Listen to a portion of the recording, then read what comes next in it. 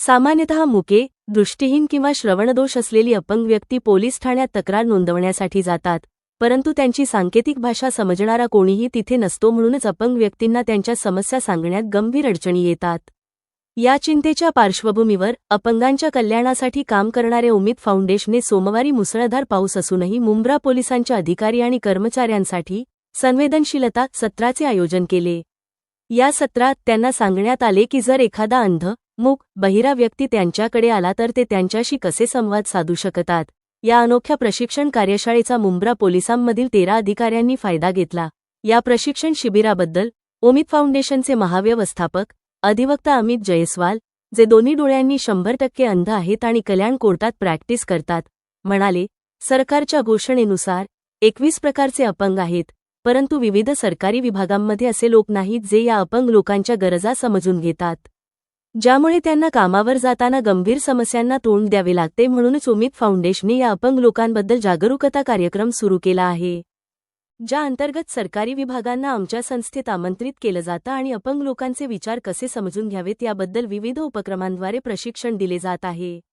या संदर्भात सोमवार ऑगस्ट 18 रोजी मुंब्रा पोलीस ठाणेमधील अधिकारी आणि कर्मचाऱ्यांना आमंत्रित करण्यात आले. त्यांना अंध, मूक किंवा बहिरे व्यक्तीचे भाषण कसे समजून घ्यावे हे सांगण्यात आले. या सत्रात आम्ही असा उपक्रम तयार केला आहे जो पोलीस अधिकाऱ्याला आयुष्यभर अपंग व्यक्तीचे भाषण समजण्यास मदत करेल. उमिद फाउंडेशनची स्थापना 2011 मध्ये परवेज फरीद यांनी केली होती. आज हे फाउंडेशन जम्मू आणि काश्मीर, दिल्ली, NCR आणि महाराष्ट्र या 3 राज्यांमध्ये काम करत आहे. अलीकडेच आम्हाला भारतातील अपंग लोकसंख्येबद्दल माहिती देण्यासाठी संयुक्त राष्ट्रांनी देखील आमंत्रित केले होते.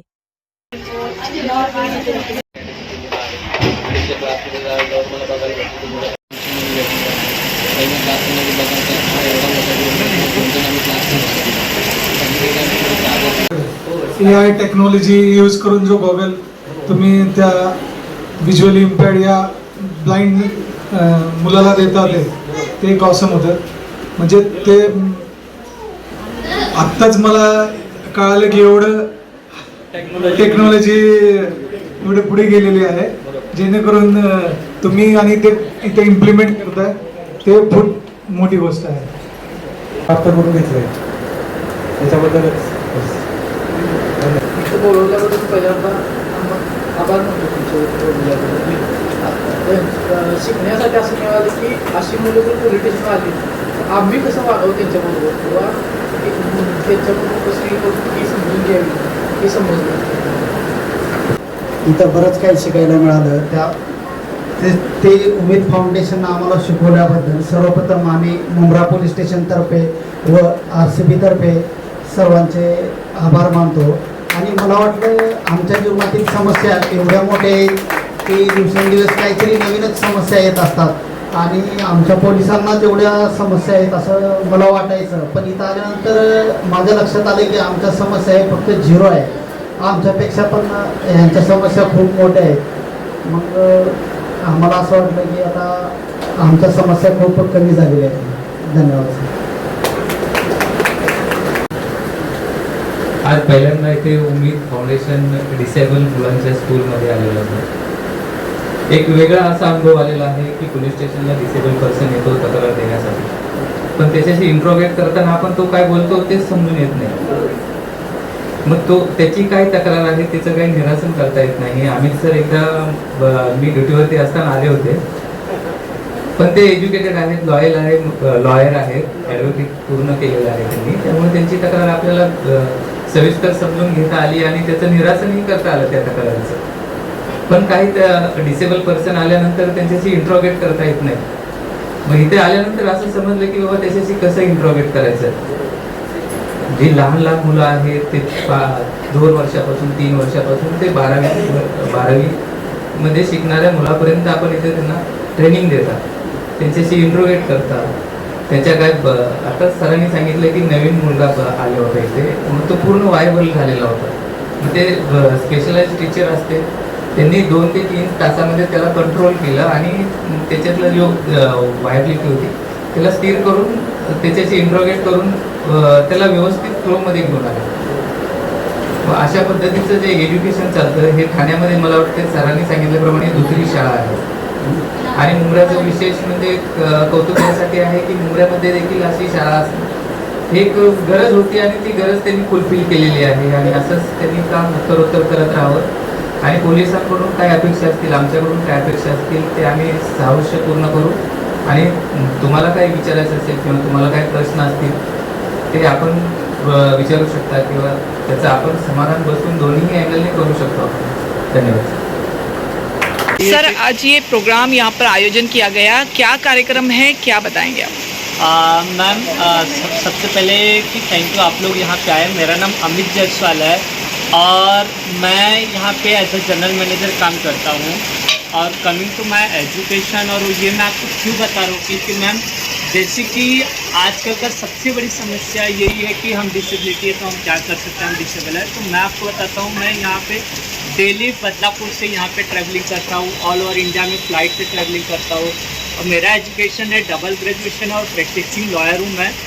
और यहाँ पे मैं सेंसिटाइजेशन प्रोग्राम है. अब मैम सेंसिटाइजेशन प्रोग्राम क्या होता है कि टूवर्ड्स डिसेबिलिटी, जो गवर्नमेंट ने 21 डिसेबिलिटी रखा है लीगली, कि लोगों के बारे में उसको अवेयरनेस कर रहे हैं टूवर्ड्स एक्टिविटीज़ के थ्रू. क्योंकि मैम हम लेक्चर्स लेंगे 2 घंटा 3 घंटा तो आप लोग को कुछ टाइम तक ही सर आप लोग को याद रहेगा 1-2 दिन. बट हमने ऐसी एक्टिविटीज़ तैयार की है कि वो एक्टिविटीज़ आप जब करोगे तो आपको पूरा लाइफ याद रहेगा कि हमारा प्रॉब्लम्स क्या है, उसका सोल्यूशन क्या है, हमारे साथ बिहेव करना कैसे. हम डिसेबल नहीं है मैम, हम डिफरेंटली एबल है.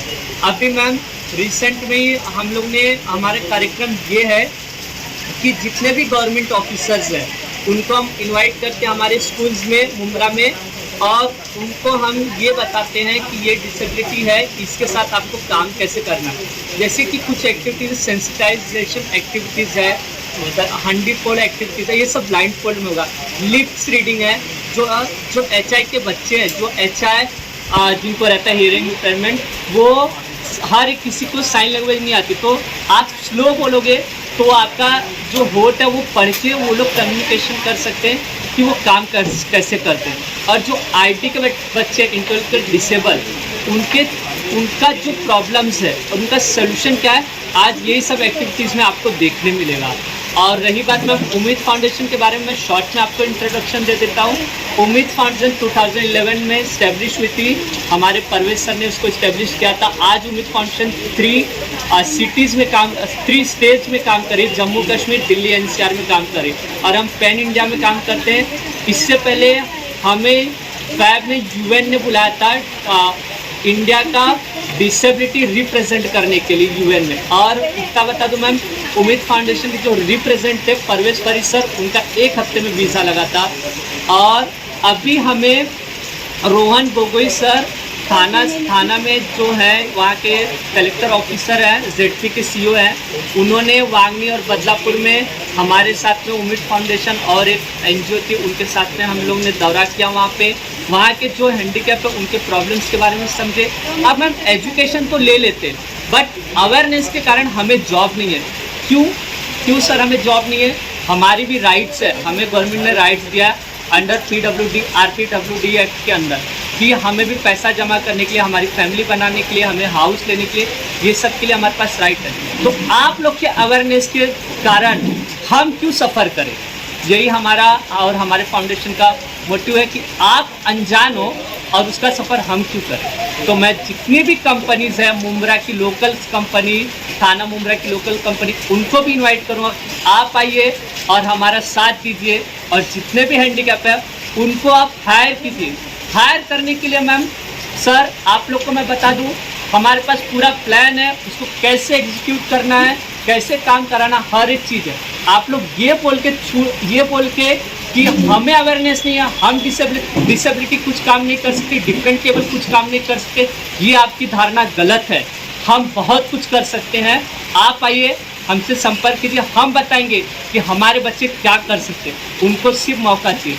ये सब पॉसिबल ये होगा कि आप सबसे पहले सेंसिटाइजेशन अपने आप को करिए, क्योंकि ये आपकी अज्ञानता है, हमारी नहीं. हम क्या कर सकते हैं, ये हमारा हक है, और हम ये हक को पाकर ही रहेंगे. Thank you. है इसकी ज़रूरत क्यों पेश आई? कुछ ऐसे इंसिडेंट्स हुए इंसिडेंट सर, अब मैं थैंक यू सर. ये इंसिडेंट इसके लिए आई थी क्योंकि मैं एक जैसे कि आपको मैंने पहले बताया, मैं एडवोकेट हूँ, तो मैं यही हमारे पुलिस स्टेशन में ही गया था। मैं ऑफिसर का नाम नहीं बताऊंगा, उनके सामने मैं गया था कि FIR लॉन्च कराने के लिए। अब सर, हर एक गवर्नमेंट एम्प्लॉय क्या करता है, अपना काम दूसरे को देने के लिए कोशिश करता है। तो मैं यही बोलूँगा कि वहाँ पे मैं गया तो वो बोल रहे कि नहीं यहाँ पे नहीं पड़ेगा। तो मैं उनको बोला कि सर आप 0 FIR लॉन्च करा दीजिए। तो बोलते नहीं, मैं उनसे बात कर रहा हूँ, वो मुझे ये नहीं बोले कि मैं जा रहा हूँ एंड ऑल, वो चले गए। और मैं आधे घंटे से उनको पूरा रूल रेगुलेशन, सुप्रीम कोर्ट की गाइडलाइन, पुलिस कमिश्नर की गाइडलाइन, हर एक चीज़ एक्सप्लेन करो, लेकिन वो कुछ बोल नहीं रहे थे। तो एक ऑफिसर अंदर आया, बोले सर आप किससे बात करो, वो तो सर आधे घंटे पहले निकल गए। तो ये इंसिडेंट हुआ। फिर मैंने क्या किया, 100 पे कॉल करके वो ऑफिसर का कंप्लेन किया। पूरी टीम उठ के आई थी, 4-5 लोग यहाँ पे हमारे स्कूल में थी।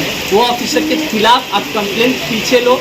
मैं बोला किसी भी कीमत पे नहीं लूँगा, लेकिन हमारे जो परवेज फरीद सर है वो बहुत काइंड हार्टेड है। वो बोले जाने दे बेटा, किसी के साथ हमें बैर नहीं करना है, हम इसके ऊपर कुछ प्लान करते हैं और लोगों को अवेयर करते, क्योंकि अवेयरनेस के कारण ही वो लोग ऐसे तुम्हारे साथ बिहेव किए। तो वो कंप्लेन वापस लिया मैंने। फिर मैंने और सर ने मिलके, ये पूरी टीम ने हमारी मिलके ये प्लान किया कि इसके ऊपर ये एक्टिविटीज़ ली जाएगी और उनको अवेयर किया जाए। कितने लोग को आज ट्रेनिंग दे रहे हैं? सर हमने इससे पहले, सबसे पहले हमारे गेस्ट जो थे वो हमारे आपके जो मुंब्रा में पोस्ट ऑफिस है, वो पूरे ऑफिसर्स आए थे, पूरे टीम आई थी उनको सेंसिटाइजेशन किया। सर टचवुड, आज इतनी बड़ी बात है कि कोई भी डिफरेंट टेबल चले जाता है, वो लोग इतने सेंसिटाइज हो गए कि सब काम साइड में रख के पहले उनको अटेंड करते हैं। और आज हम पुलिस, जो हमारे मुंब्रा पुलिस स्टेशन है, थैंक यू उनको बोलना चाहूँगा, अनिल सर को, कि आज बंदोबस्त होने के कारण भी वो अपनी टीम को भेजे। आज यहाँ पे 15 लोग आए हैं, उनको हम लोग 2 घंटे तक सेंसिटाइज करेंगे हमारे बच्चों लोग के साथ। और नेक्स्ट किसको सेशन ये देने वाले हैं? सर नेक्स्ट अभी है जो आपकी TMC ऑफिसर्स हैं, उनको बुलाया है। फिर मैं बैंक को भी बुलाऊंगा, क्योंकि सर बैंक में सबसे ज़्यादा गडबडी होती है। ठीक, थँक यू. Thank you. आज आपण इथे आलेला आहात उम्मीद फाउंडेशन इथे आपण पाहिलं असेल का ब्लाइंड मुलं आहेत, त्यांना काही कंप्लेंट करायची असली तर कशाप्रमाणे याचं एक सेमिनार ठेवण्यात आला आहे. काय सांगणार याबाबत? मॅडम, मी मुंब्रा पोलीस स्टेशनवरून आलेलो आहे. मुंब्रा पोलीस स्टेशनच्या अंतर्गत कार्यरत असणारे हे स्पेशल स्कूल आहे की त्यामध्ये पोलीस स्टेशनमध्ये येणाऱ्या तक्रारी, एखादी ब्लाइंड पर्सन येऊन तक्रार देत असताना आम्हाला जे फेस करावं लागतो प्रॉब्लेम, की समोरच्याला समजून घेता येत नाही. त्यासाठी स्पेशल स्कूलने एक प्रोग्राम अरेंज केलेला आहे. परवेश सर आहे त्यांनी अरेंज केलेला आहे. त्यामध्ये त्यांच्याशी कसं ट्रीट करावं, जेणेकरून समोरच्याला आपण व्यवस्थित समजून घेऊ, त्यांची जी तक्रार आहे ती व्यवस्थित समजून त्याचं आपण निरासन करण्यासंदर्भातला प्रोग्राम अरेंज केला. पर जो है ब्लाइंड लोगों के लिए एक सेशन आयोजन जो किया गया उसमें पुलिस वाले यहाँ पर दिखाई दे रहे, क्या अहम इसका मकसद था?